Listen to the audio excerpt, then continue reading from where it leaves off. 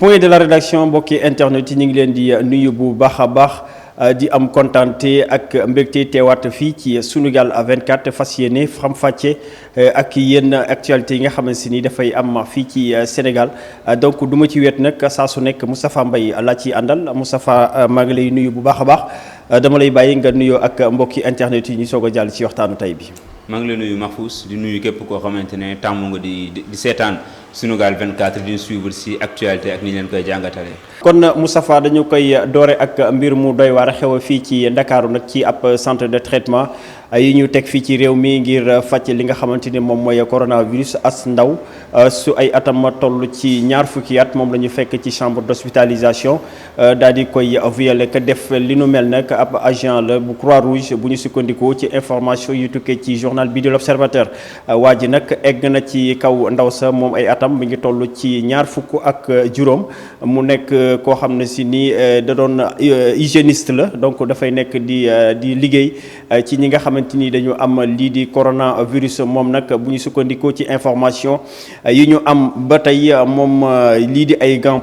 de protection moom la utiliser daal di koy def préservatif ba egg ci ndaw si mu nekk nag mbir moo xam ne si nii jur na coow lu bëri ba egg na fële ci tribunal Dakar bu grande instance ba inculpé nañu waa ji daal di koy def sous mandat de dépôt jamono ji ñuy wax ak yéen ma nga ca kaso ba. li nu mel nag mi ngi xew le 29 juillet bii ñu génn ci la daal di xew fii ci ab hôtel boo xam ne si nii dañu ko aménagé def ko centre de traitement jëm ci wàllum coronavirus. Moustapha mu nekk mbir moo xam ne si nii doy na waar lool. bu ñu demee ba ci centre de traitement yi nga xam ne si ni ay malade ñoo fa tëdd ñu am coronavirus ñu leen di violer xaw ma fu nit di muccee. waaw doy na waar trop information bi ñu bëri bi ñu ko déggee tey sax daf leen def reetaan ñenn ñi dégg ko am lu leen metti parce que dañuy wax ne foo xam ne da nga fa dem pour faju boo fa jëlee lu metti donc lu yéeme lay doon. donc mi information boo xamante ne à la fois nit ñi dañ koy déplorer. waaye tamit mi interpellé waat nit ñi rek ci sécurité bi concernant ci CTE yi centre de traitement épidémiologique yi. ñu xool ñan ñoo fay dem aussi tamit mais xam nga période bi bu amee. parfois dafay difficile nga mun a xam kan mooy kan ak ñan ñooy ñan. parfois c'est un peu difficile parce que comme coronavirus bettul kenn waajalul kenn du loo xam ne dañoo d'ici 6 mois wala d'ici 5 mois dina ñëw. su doon loolu ñu mën koo waajal mais lii am ni tey jii pour man c'est une question de personne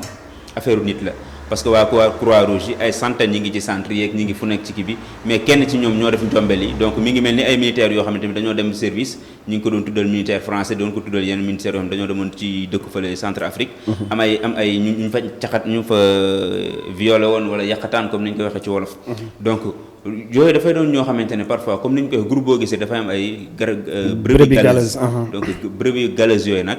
souvent ñoom ñooy ñaawal ñoom ñooy gàkkal ñi nga xamante ne ñoom ñooy amal yenn liggéey bu am solo boo xam ne ñu ngi koy def à côté loolu nag je pense que comme jàpp nañ ko ba teg ko ci yoon dina def liggéeyam ca nam ca waree su ko defee képp koo xamante ne tamit yow nit ki dafa nekk malade wala mu nekk neen waxuma la sax violé koo xamante ne c'est une personne bien importante def ñu ñaaw la waaye koo xam ne tamit dafa am naqar ba mu toog ñu jàpp ne dafa Covid nga fekkaat ko fa di ko violé ak anam yi mu amee ak yooyu yëpp lu ñaaw la lu ñëpp di ñaawlu la. en tout cas ñaawlu nañ ko bu baax a baax parce que centre de traitement yi moom je pense que dañ ko teg pour faj peut-être ñi nga xam ne si dañu am lii du Covid 19 donc bu ca loolu amee du ñu def lu dul di ko ñaawlu ñu ngi koy ñaawlu ba fa ñaawlu yem mais Moustapha dafa mel ni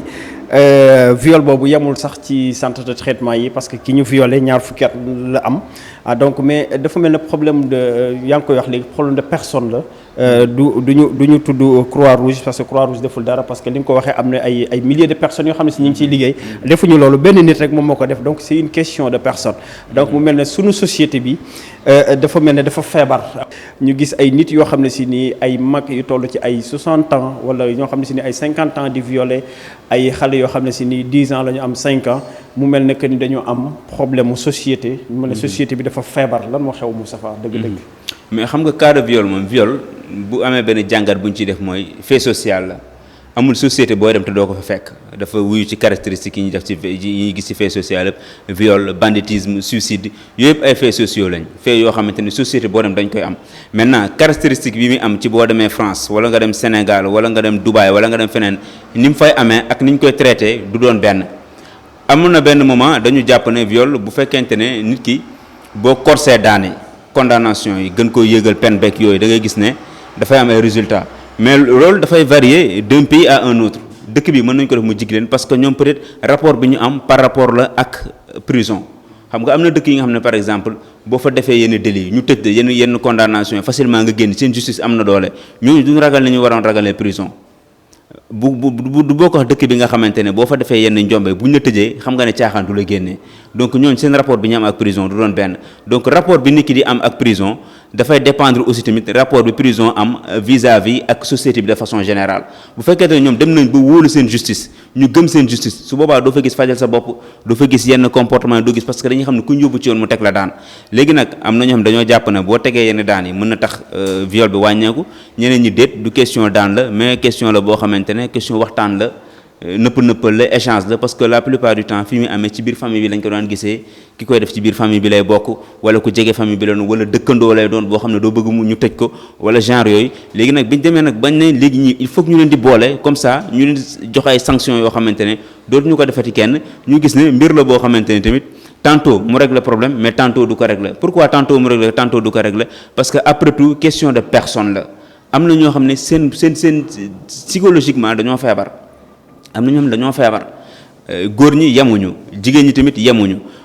maa ngi ko doon wax la dernière fois am na ñoo xamante ne tey jii seen comportement par rapport ak jigéen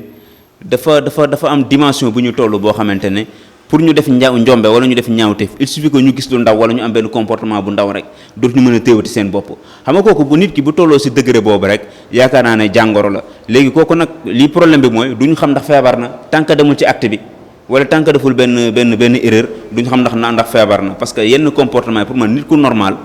normal koo fekkente ne defuñu la agression sexuelle wanuñu la defuñu la yenn nga gis kenn ne dem ba di ko song di ko violer pour man koo xamante ne bopp bi lépp normal na carrément lépp dikk na yaakaaruma mu am comportement léegi Moustapha dañuy joxoñ baaraamu tuuma ñi nga xam ne si ñoom la ñuy violer et surtout ci ñi nga xam ne si dañu majeur wala sax seen morphologie xaw na am nu mu mel dañuy wax ne ñoom des fois càggano gi ñuy càggano façon solo gi nga xam ne si ñu ngi koy solu am nañu góor ñoo xam ne si nii du ñu mën a téye seen bopp suñu gisee jigéen boo xam ne si dafa sol lu sexy ñu bëri nag dañuy wax ne foofu dañuy joxañ baaraamu tuuma xale yu jigéen yi waaye am na ñoo xam ne si nii dañuy wax ne ku nekk li nga xool rek loolu nga gis donc nekk na tamit loo xam ne si nii war nañ fa mën a taxaw tamit xool ci comportement xale yu jigéen xam nga Mahfouz biñ ne viol rek problème am na dafa violer droit de l'enfant yi wala dafa violer loi yi ñu teg dafa c'est-à-dire da nga xëttu yoon bu ñu nee viol rek jaaroo ci yoon donc ku jaarul ci yoon donc consentement amatu fa donc koo xamante ne dafay dem def rapport sexuel consentement amu fa di buruuxlu di ko lijjanti ba am ko kooku wérul parce que loo xamante ne à la base mais li koy excité mais xam nga am na ñoo xam ne dañoo feebar dañuy wax ni voilà c'est ça foofu laay wax am na ñoo xam ne ñoom dañuy éprouver plaisir ci souffrance ils sont stoïques ñoom noonu lañ mel ñoom plaisir dañ koy éprouver dañ koy sentir ci souffrance loolu jàngoro la am na ñu mel noonu mais léegi donc duñ ne képp ku violé da ngaa feebar wala képp ku violé da nga am jàngoro jooju mais bëri na si ñoo xamante ne genre cas de figure boobu nga leen dugal maintenant boo bëggee jël débat bi tourné ko nga ne ku jigéen ki moo sàgganu wala par exemple moo am nu muy solee chaque ngoon ba waa ji xelam nekk si mais bëri na ñoo xam ne ñi ngi dëkk ak ñoo xamante ne li ñuy sol doon la jéggee dayo te seen xel mosu xalaat dem foofu yegg ak moom fenn fi parce que pour man question de maîtrise la question de comportement la boo yeggee nag ba mënatoo maîtriser sa bopp mënatoo téye sa bopp mënatoo am comportement boobu ça veut dire que da ngaa feebar feebar bi nag ay degré la am na ñoo xam ne dañuy toll fenn foo xamante ne bu leen nit xawee teg loxo sax ñu am problème bu leen nit jege yenn jege sax ñu am problème c'est-à-dire ay degré la dafay dem sax ba ci lii xew ci bus yi muy mi ngi noonu di riisuwaate waaw di riisuwaate ba yàq sa daanaka sa tubay wala xam nga noonu loolu feebar la xam nga nit ku normal du riisuwaate nit ku normal wér normal c'est lépp normal non du riisuwaate mais est-ce que mais malheureusement da ngay dëkk nit Mahfouz mi riisuwaate wala ñu xam ne kii dafay riisu mais du ñu jéem a xool waa ji lan moo tax mu koy def mais duñ dem au delà de mais dañ naan dafa bon jàpp ko naan dafa bon dafa ba bés mu fekk benn xale bu am 3 ans wala 4 ans mu violé ko ñu naan pourtant dafa daan riisuwaate d'accord mais foofu laa doon bëgg a ñëw muy ñi nga xam si dañuy jàpp ne dañu feebar wéeruñu mais ba léegi kenn jëlu ci benn matuwaay pour faj leen maanaam amul yu ñu tegoon benn centre sax boo xam ne si dañu koy teg pour ñi nga xam ne dañu feebar de façon psychologique nga xam ne si dañuy def jëf ju mel noonu pour ñu mën leen yóbbu foofu dalal seen xel daal leen jéem a faj ba nga xam si ni tey dinañ mën a wér parce que loo gis feebar ba gis mën nañu ko faj yaakaar naa. non suivi psychologique boobu moom yaakaaruma am na fii Sénégal. boo xam naa ne am mais tamit am na fa mais suivi psychologique boobu moom vraiment yaakaaruma ne am na fii Sénégal parce que fi Sénégal leen li ñuy wax yenn mag yi ñoo ko doon doxalee noonu bu fekkee nit ki dafa violé wala mu sàkku benn xale boo xam ne célibataire wala mu toll yéen si at dañ naan nañ ko wutal jabar loolu lañu yaakaar mais gis nañ fi ñoo xam ne dañuy am jabar di sàkku waate wala ñuy violé waate kon ñu xam ne problème bi du question de am jabar wala célibataire wala marié di nga gis koo xam ne dina nekk célibataire ba toll si yenn âge yi du mës a xalaat violé du mës a am benn comportement bi pourquoi parce que avant tout rapport sexuel ak lépp lu mu doon ci bopp lay démarré xam nga su fekkee ne li nga xam ne si bopp lay démarré yow nga jël ko mu doon loo xam ne dafa oyof ci yow su amee problème rek ci bopp bi lay nekk tamit parce que lii dooree ci bopp su amee problème ci bopp bi lay doon te problème bopp mi doon nag mooy waral lépp loo gis rek wala lépp loo gis daf lay exciter facilement bu la exciter boo amul retenu nga daal dem loo xam ne def ko loo xam ne après da nga koy rëccu parce que toujours dañ naan mais kii lan moo tax mu def lii et malheureusement parfois pour nga am benn lecture boo xam ne dafay gën a fin ci situation bi dafa doon baax nga xam nga am récit de vie wala personne bi nga xam ne moo violé mais loolu il faut nguur gi taxaw ci mën a teg li nga xam ne si ni moom mooy li nga fi tudd léegi muy benn centre boo xam ne si nañ ko fi teg pour ñooñu di leen mën recueillir di mën di waxtaan ak ñoom ba xam seen actes yi ñuy def lan moo koy waral mais xam nga fii sexualité mafus ñëpp dañoo jàpp ne tabu la effectivement ñëpp dañ koy jàpp tabu la pour ñoom góor bu ndaw bu daaku dem wala adolescent bi wala ñooñu ñu leen defalee yenn éducation sexuelle yi di leen xamal ne lii boo gisee ak lii moo ko waral lii ak lii boo koy comporté woo du yoon lii ak lii moo ko waral fii malheureusement yëpp dañ ko jàppee tabu de ce fait que nag problème dafay am bu fekkente ne sexualité lépp da nga ko jàppee tabu ça veut dire que yow tant que dara newul ba ne tëb sa kanam rek doo ko xam te loolu fi muy gën a grave mooy ci ku jigéen ki ñu jigéen ñi ñoom malheureusement ñoom ñoo gën a exposé ñoom ñoo gën a nekk ci yenn danger parce que souvent ki leen di violer parfois mën a doon koo xam ne ku la miin lay doon ku la jege bu ko defee yow daf lay bettaay boo xam ne doo xam ne kii toll woon na fii ci yow tax parce que ay comportement la yoo xam ne da nga koy intérioriser mu nekk ci yow doo ko génnee ba juste intervalle quelques minutes 5 minutes 10 minutes nga génnee ko intervalle temps boobu rek nga passé de l'agneau à lion da ngay nekk benn xar bu nooy bi nga nekkoon ci kanam nga nekk gaynde ci kawam facilement nga malmené ko rek violé ko dem menacé ko parfois nga indi problème yoo xamante ne kenn du xam violé ko dem léegi bu ko defee moom après psychologiquement sax ku jigéen gi loolu daf koy travailler danaan kon kii ma doon nekkal ci koñ bi kii ma doon dëkkal ci kër gi wala kii ma doon servir ci hôpital wala kii ma doon defi kon moom moo mën a def nii fekk nit ki jamono jooju mu doon def loolu peut-être mu toll woon si dimension yoo xamante ne moom peut-être mënatul woon maîtriser boppam amaana su fekkoon koo xamante ne maîtriser na tuuti sexualité wala mu doon koo xamante ne am na benn suivi bu ñu ko defal benn comportement bu ñu ko defal ñoon dinañ ko mën a encadrer ne ko del éviter lii bu la lii dalee del def nii bu la lii dalee del def nii dama la jox benn anecdote bu ndaw boo xam ne dama doon déglu benn jour benn rajo RFI ñu wax ko waa ji mu ne moom dafay gaaw a yëg boppam bu fekkente ne bu gisee jigéen bu amee yenn partie yu mu gis ci moom yu oyof rek dafay yëg boppam mais xam nga kooku tey ji moom mi ngi exposé jàngorom mi ngi wax jàngorom ni mu fi mu ko nar a yóbbee te jàngoro boo ko weeree dëgg la du ñëpp ko mën a weñ ci rajo wala ñu dem gis ci benn sexologue wala affaire yooyu mais au moins di nga gis koo xam ne dina la mën a dimbali bi mu ko waxee ndaw si def na ko del éviter di ko gis lu bëri parce que à force nga di ko gis mën na dem ba yokk mbir mi donc del éviter yooyu nga di ko gis boo mënee di nekk ci ay rencontre yoo xam ne affaire bi dafay raar ci yow et puis bu raaree ci yow ngay éviter yenn yi nga xamante ne tamit daf lay mettre en contact ak yooyu nga xam ne boo gisee rek mu déclencher si yenn comportement ci yow dee ko éviter lu bëri mais loolu donc du jàngoro ji ndax célibataire nga mën a ko wax da ngay jéem a wut nga marié wala nga comme yenn dëkk yi nga wut concubinage nga dem nga wut koo nekkal affaire yooyu noonu amaana soo demee ba miin ko peut-être dina denc ci yow ce qui veut dire que moom par téléphone mi ngi koy jéem a faj waaw amaana suñ demoon nag ba nekk ñoom ñaar ba toog xëy na faj bi dina gën a yegg ba wala mu gën a am solo parce que bu ne ko boo takkee jabar affaire yi demul après ñu xoolal ban stratégie la ñuy def wala nañ la ñuy def mais fii duñ ko def da ngay nekk di ko nuuruwaale ba xëy na teel def njombe gaañ doomu jàmbur après nag nit ñi vraiment di regretter mais nag képp ku si am yooyu problème rek am na fii Sénégal jéemal gis psychologue wala nga jéem gis koo xamante ne sexologue la mais ñun nag dañu amul ñu xelal la ci ñun nag Moustapha dañu amul culture boobu maanaam amuñu culture démb rek maa ngi koy amuñu culture dem hôpital waxuma la di dem di gis ay sociologue ak ay sexologue yoo xam ne si nii daanaka boo koy wax fii sax nit ñi xamuñu moom mooy lan loolu aussi problème la jigéen ñi également seen yaay yi il faut ñuy wax ak ñoom ñuy wax ak jigéen ñi loolu dafay nekk loo xam ne si nii tamit daf leen di jëriñ lu bëree bëri jigéen ñi parce que bu fekkante ne affaire yi tabu la dañuy def jàpp ne tabu la man sama doom la kii sama doom la tey muuruma waxtaan ak moom ci wàllu sexualité affaire yu mel noonu day indi ay complications parce que xale bi du comprendre du xam day gis ni yaramam di changer muy am lu muy yëg te moom du ko comprendre donc yaay ji moom moo ci mën di waxtaan ak moom. te gis nga Mahfous yaay ji bu waxtaanul ak moom. bu ko jàngalul bu génnee ay xaritam jàngal. voilà te lañ koy jàngal amaana yaay ji bu ko doon jàngal dina ko xamal loo xamante ne mooy lu baax lu normal yoon bu normal bi mais xarit bu ñu koy jàngal liñ koy jàngal du doon yoon bu normal lépp la ñuy boole rek jox ko. foofu la danger bi nekk moo tax boo xamante ne adolescente nga nekkal dafay baax nga ne ko lii ak lii il faut l'éviter. lii ak lii bu fa yegg góor lii ak lii il ne faut pas le faire léegi yow yooyu ngay wax ak moom nekk boo gisee li jékki-jékki gis benn comportement bi changé moom nga ñëw wax ak moom def droit au but nga wax na ko yow dafa mel ni jote nga ak góor jàkkaar dem droit au but mais am na ñoom ne waajuram dañ koy rus sax di laaj seen doom dañuy toog di njort ba jékki-jékki rek gis biir bi gonfle ñu ne ndekete kan moo la def nii ngeen ànd dem jiitle dem or bu fekkente ne am nga benn comportement boo doon am ci moom ak benn réflexe boo doon am ci sa diggante ak sa doom benn waxtaan boo xam ne jiital nga ko mënoon ngeen naa bañ a yegg foofu parce que di nga ko préparé ko ba bis bu wéetee ak góor parole yooyu nga doon def ci bopp bi mooy dellu si waat góor du gaaw a fëgg bopp bi góor du ko gaaw a nax góor du ko gaaw a siif parce que am na yu bëri yoo xam ne tamit naïveté moo ko yóbbul xale bu jigéen bi excès de confiance yaakaar ne kii wóolu naa ko ba du mel ni te fàtte ne góor la te ñëpp seen degré bi nga xamante ne seen muñukaay wala seen degré bi ñu mën a téewee seen bopp yemuñu fa en tout cas nekk na mbir mu doy waar loolu moo xew tey jii ba taxul ñu dugg ci li nga xamante ni moom mooy cas de viol yi nga xam ne si dafay am Sénégal muy li xew ci benn centre de traitement bu nekk fii ci Dakar violé fa benn xale bu jigéen bu ay atam toll ci 20 fukki at donc moom nag ki def li nu mel nee nañu benn agent de Croix-Rouge la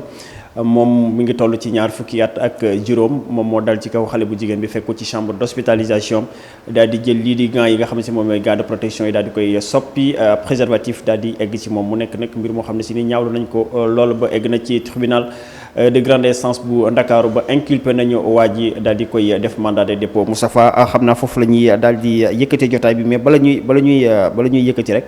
ma toftal ci lenn loo xam ne si nii yaakaar naa ne am na importance am na njëriñ bu baax am na solo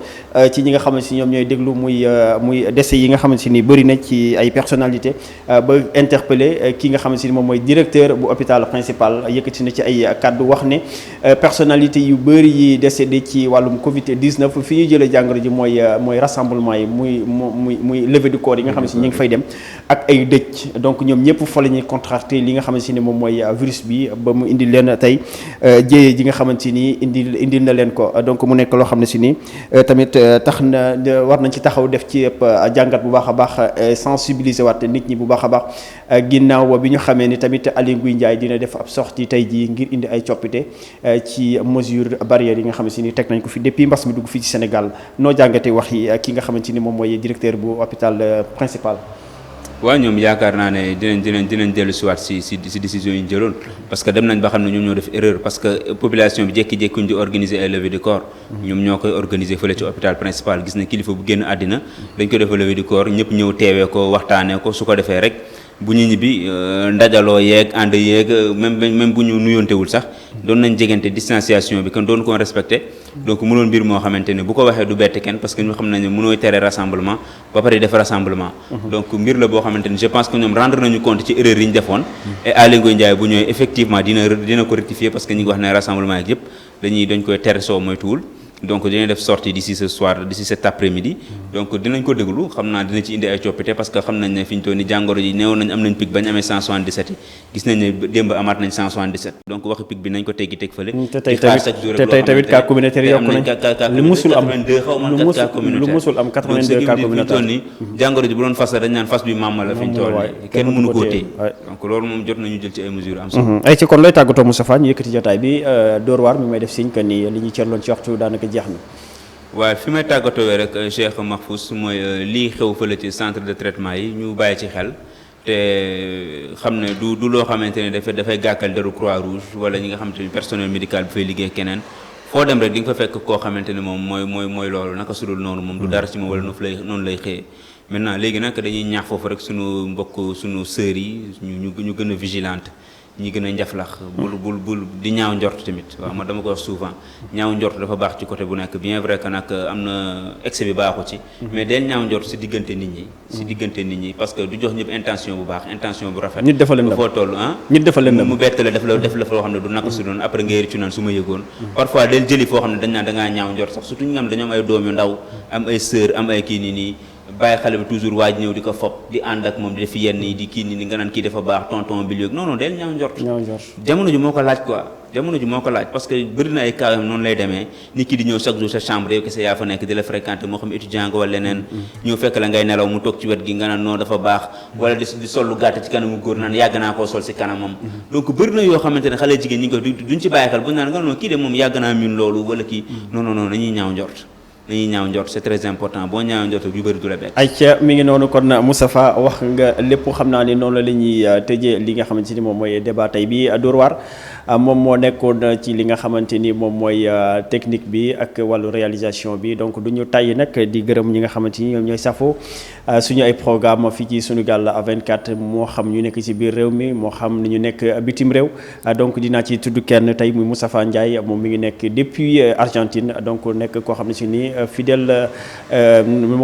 ma ko mënee tuddee noonu fidèle téléspectateur la donc moom daf ñuy suivre lu bëree bëri donc ñu ngi koy jaajëfal bu baax di leen jox dig daje suba incha allah ak yeneen actualité jàngeen jëf